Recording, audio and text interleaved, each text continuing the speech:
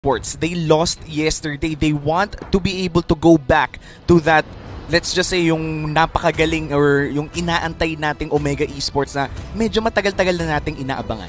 And this draft is brought to you by Smart. So let's head on to the draft. And most banned against, pinakita sa atin dito ng ating mga idol. And Eve, Diggy, Johed, and the other two, while we look at for the side of Execration dito, Eve, Uranus, and Johed, ang kanilang ibabaan, well, for the side of Omega, it's going to be the Benedetta, Ling, and the Lunox. Damage output ang tinitignan ng Omega. And looking at Omega's bans, napaka-standard ng bans na binibigay nila dito. The Benedetta is one of the heroes that are highly contested right now at madalas na pipick.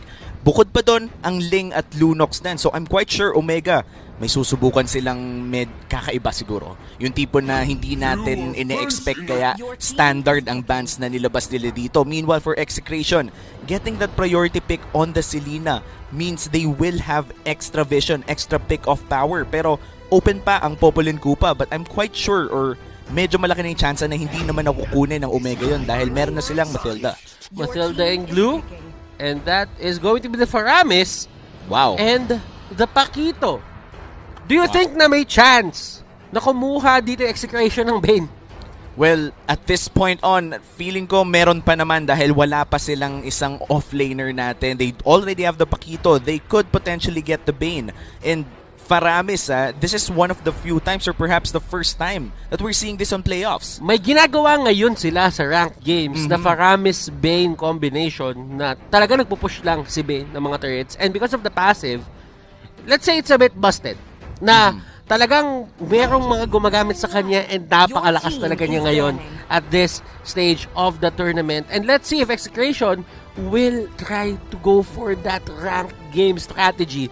On the side of Omega, pretty standard, Harith. Yep, and this is super standard so far, pero ang dami na nilang shields. So I'm expecting maybe somewhat Banda Esmeralda as well. Medyo hindi masaya kung may Esmeralda sa side ng Execration if Omega ka. Pero nabanggit mo na rin yung Bane strategy with the Faramis. I'd love to see that in this matchup, pero napaka-risky nun, Butters. Imagine mo yung tinatry nila sa rank game, ilalabas nila sa possible last match nila dito if ever matalo sila sa Omega. Then again, remember, this is a best of 5. Meron kang laging window para matalo ng isang game and it won't really hurt you unless magtuloy-tuloy yon. Na makakuha sila talaga ng wins or they can get momentum out of that. Execration, nagtanggal ng Farsa, while yung Omega, Hayabusa naman ang dinali. And Hayabusa banned out of this game. Medyo iniisip ko na ngayon, Omega, they have the late game scaling definitely. May Harit na sila, pero may aggression din sila by early game with that Matilda and Glue. Meanwhile, for Execration, pick of potential talaga ang nabibigay ng Selena. And if we look back for the past few weeks or maybe the last week of regular season, Etomax has been very good. Kumbaga, A+ ang score o baka S-tier pang pick ang Selena para kay Etomax. At unti-unting umaangat si Diggy dito para sa side ng Omega. Hindi natin pag-usapan yan. Execration, kahit ang kanilang tinanggal, well, ayaw mo din ibigay sa mga specialist katulad ni Curtizy. Curtizy, isa tong player na nung season 6, nasa side lane siya Pero ngayon, tingin ko for the side of Omega, nag-excel siya dun sa may mid support role. And looking at Omega, I do think that they've found a new identity in Season 7. But this is an identity that we haven't felt completely yet. I feel like Omega is yet to impose who they are right now in Season 7. And I feel like this is the match to do it. Execration, kung identity ang pag-uusapan, ito talaga Ito ang identity ng Execration. When you hear Execration, maiisip mo agad mga setup, mga flashy plays, mga minamama ang kalaban, kumbaga. And it is going to be a Bane, ladies and gentlemen. We are going to see Faramis Bane being executed dito sa ating playoffs. Execration, kumuha pa ng gusyon. Wow! OMG! Ano ang sagot nila dito? Well, this is very new for everyone here in the playoffs of MPL Philippines Season 7. Execration pulling off the cushion, plus the Bane. Usually hindi natin to nakikita ng magkasama. Pero Execration, nilabas na nila. Ito na ba ang bagong kamandag ng Execration na magpapadala sa kanila sa susunod na phase? Again, this is just game 1 at best of 5 series to. Kaya Omega, feeling ko, kakapain nila ng konti ang ginagawa ng Execration dito. Indeed. Omega down to their last pick. And they Coach will Wynat, go ano to? for a Chang-O. A lot of shields on their side. Meron silang shield kay Chang, may shield din kay Harit, may shield din kay Matilda. I feel like the sustain in the range coming in from Omega. Isabay mo pa ang Death Sonata at ang Meteor Shower ng Chang-A. Napakaganda ng kanilang range damage. Pero pag naabot sila ng isang Pakito o ng isang Bane, medyo mahirap nang mabuhay sa ganong sitwasyon. Ang sinasabi ni Omi dito, it's all about the gap closers para sa side ng Execration and they have that capability. Plus, meron pa silang Selena.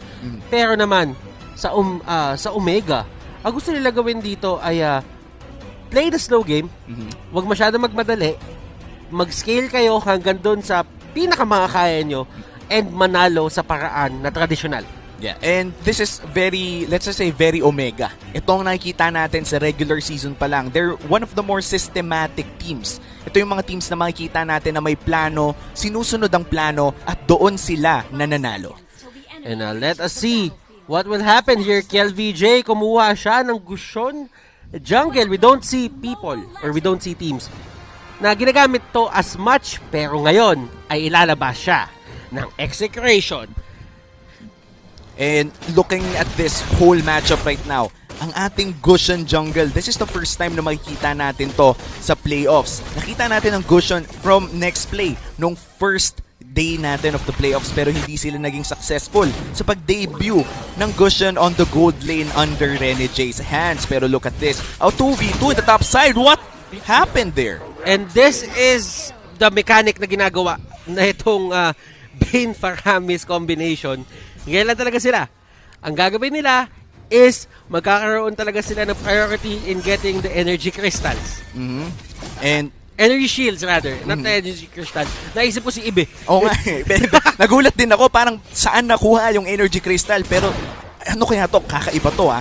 Very interesting to para sa mga viewers natin kung ano bang ginagawa ng ganitong klase na strategy. They are getting gold, but sa yung trade-off early, medyo parang feeding digi ba to, no? Nakakaiba talaga yung dating ng gold, pero habang tumatagal, feeling ko babalik din yung gold sa Execration. And lahat ng ito ay posible dahil doon sa jungle emblem na kinuha ni Kelra. Kung papasin nyo, rinse and repeat lang to, ulit-ulitin lang nila hanggang makuha nila lahat ng energy shields, makuha nila lahat ng torre, at si Toshi, lalalim yung kailangan niya puntahan para makapag-defend or makapag-farm. And this is a Harit that we're still talking about.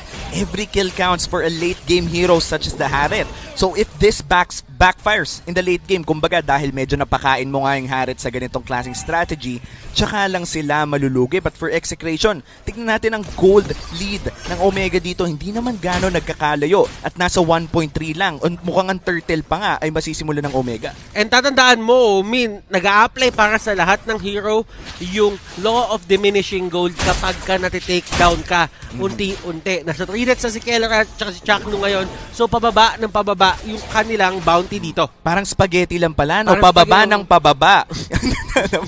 But going back dito sa ating game, wala pang kills na nakukuha ang Execration. But yung law of diminishing gold, hindi sila pwedeng makakuha ng kill.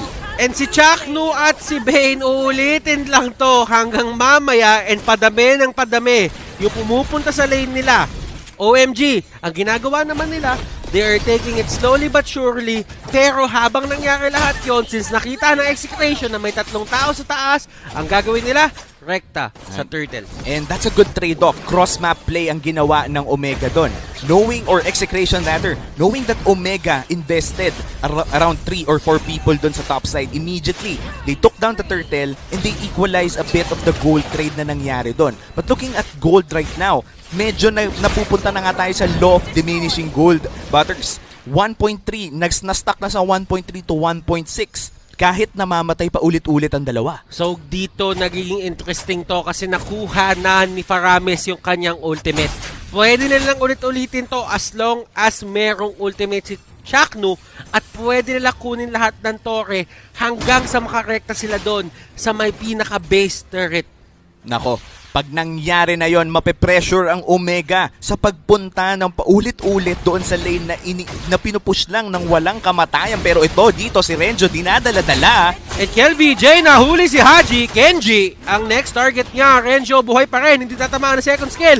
Nag-flicker in si Kenji at mukhang siya ang tutumba dito. Renjo Midapakito survives. Wow, 2 kills finally napunta sa side ng Execration. Pero tignan mo to, wala talagang tigil sa pag-push ang Execration dito sa ating gold lane. So ang ginagawa na lang ng side ng ng Omega is kina-cut off na lang nila yung minion wave para hindi tumaas yung damage output ng Bane at Faramis doon sa may mismong tore. At sa nakikita natin ngayon, talagang palalim na ng palalim ang pinupush ng Execration dito. Kadalasan nakikita natin ang mga creative na strategy nang gagaling sa Omega, pero Execration, dumating sila dito ng napaka-prepared at malefic roar na nga dito si Keldra. Ibig sabihin yan, mas masakit pa sa tore. At bakit nga ba si Lina yung isang kinuha nila? Kasi pwede kang mag-teleport doon sa Abyssal Trap. Ang gagawin nila, mag-setup sila na malapit doon sa tore at kapag na-setup na nila, doon sila gagamit ng arrival. At gamit ng arrival na yon, paulit-ulit lang nilang ipupush ang gold lane. Ngayon, nandun na sila sa inhibitor turret. 5 minutes. This is by far the earliest. Kumbaga, yung pinakamaagang inhibitor turret if ever nakaabot agad sila doon. So okay, nakawento na natin lahat. Tama na yung tono na para tayo nagkikwento sa mga baby. Ngayon, Omi, lalaban na tayo ulit. Balagbaga na! Balagbaga na! Gusyo, nakuha yung turtle. Hit with a circling eagle. Grabe yung nilipad! Haji Z will take down Mpl-Ph. At eto na ang laban. Chaknu at Kelra napalaban na rin. At ito, yung downside nito. Omi. Yun nga yung downside nito dahil bumababa ang kapasidad ng Execration lumaban sa isang 5v5 team fight. Bukod pa doon ang Execration, kung nandito sila sa ganitong sitwasyon, hindi pwedeng makakuha ng kill si Kelra o si Chakno dahil magre-reset ang kanilang gold value. Now, ano ang next step para sa side ng Execration o Omi? Kasi yung Omega, wala na silang torre dito sa may taas eh. Ngayon, for Execration, feeling ko ang kanilang next step ay ituloy na din lang kung ano yung strategy nila. Again, go back to that gold lane, nag-a-arrival na. Paulit-ulit lang, gawin na lang na mission successful dito dahil sinimulan na nila ang ganitong strategy para kunin ng maaga ang inhibitor turret. And yung ultimate nandun pa rin talaga, Omi. Walang hindi katapusan. Nila mapigilan, walang katapusan. Dumadami lang yung procs ng pag-revive dahil sa damage output na ginagawa ni Omega at unti-unting nababasag yung base ng side ng Omega.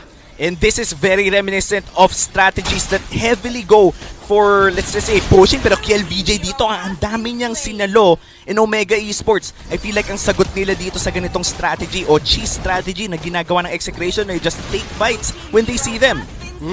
Haji Z, nakuha nila yung unang tore nila. Para dito sa game, this is a great move para sa side ng Omega. Para kahit paano ay makakuha naman sila ng onting breathing room. Pero sabi na Execration, walang breathing room. Anong breathing room? Walang hihinga. May breathing room na. Nasira na yung inhibitor turret kaya lilipat naman siguro sila sa ibang lane. Pero hindi. Gusto nilang tapusin ang game tong. And automatic yan. Kapag nahawakan nila yan ng 2 o 3 beses pa, tutumba na yan. And ito ata yung pinakamakesong lineup na nakita natin sa buong stay ng MPL dito sa Pilipinas. Mas makeso pa sa lahat ng mga strategy na nakita natin throughout the regular season. 7 minutes, Butters. May rason na kung bakit kailangan manatili ng base ng Omega. At pinag-uusapan lang namin to sa backstage. Pinag-uusapan lang namin kung lalabas ba to and lumabas na nga. Si Heath nandito sa area. Pero kasi ang pinaka-problema, turn na din dito si Haji kung ano nga bang gagawin niya. Nako, and they're going for it. Sinusugod na lang talaga nila ang base pero medyo kulang ata sa minions at damage. Nako, nakakuha ng kill. Okay lang yan kasi ang pinaka-primary na gagawin lang naman talaga nila, basagin lang yung base turret, tapusin lang yung laro. Kalahati na yung buhay ng side ng Torre dito, ng Omega. Pero habang nangyayari yung lahat, si Renjo, staying strong, dito sa may bot, trabaho lang, And kung papansinin mo, napakalakas ng mid lane potential at side lane potential nung bottom lane potential netong ginawang draft ng Execration para hindi sila magkaroon ng problema. Napaka-mega mind ng strategy na ginawa ng Execration dito pero mukhang magkakaroon ng labanan. Circling Eagle, pasok na dito. And that is going to be Kelra taking down yung Torre. Wala sila i-take down at tatanggapin lang nila buong buo. Yung pagkamatay na yon at alam nila ay nagawa na nila yung trabaho nila. Kiel BJ kumukuha ng kill and slaughtering Blades. Binato niya na lang para kahit papano makapag-deal ng damage or makakuha ng kill. Pero that won't be enough para pigilan yung tempo na ginagawa ng Execration ngayon. Grabe yung tempo na nilalabas ng Execration dito. Tignan mo rin ang item ng Bane dito. Malefic Roar with attack speed boots tsaka dalawang espada na rin. Ibig sabihin nito, Legion Sword, napakasakit ng damage ng Execration, especially sa mga turrets. At ngayon, iisahin na naman nila ang XP lane naman. At eto, keys to victory unlock, communicate well. Nagko-communicate sila ng tama. And Chakno, hindi inabot ang pagkamatay ni Kelra, kaya hindi siya mag-revive at that point in time. Pero sila Eto Max ay gumagawa lang ng paraan para makakuha ng unti-unting pick-off sa may mapa. Execration, kailangan ba nila ituloy ito hanggang dulo? Feeling ko kailangan na talaga nila ituloy ito dahil nasimulan na nila ang trabaho. Hindi na rin sila makakatalikod pa sa full out na labanan. And I feel like this is the make or break para sa Omega Esports. Up na ang Lord. Kung sakaling makuha nila ang Lord, magkakaroon sila ng mga minions na dagdag na mas masasakit, mas malalaki, at mas malalabanan nila ang push power o ang kapangyarihan ng Execration para lang mag-push ng paulit-ulit. At ito na nga, simulan na ng Omega ang Lord. And yung Lord na to ay importante para sa side ng Omega. Pero ang problema naman dito is automatic, meron 3 o 2 tao na mawawala sa inyo at yung Execration, pipilit na nakukunin to. Nandun na naman sila sa taas at nakuha na Execration yung Lord. Nako. At tadaan yan sa may taas. Pero habang nangyayari lahat yon, si Paramis makakuha ng kill.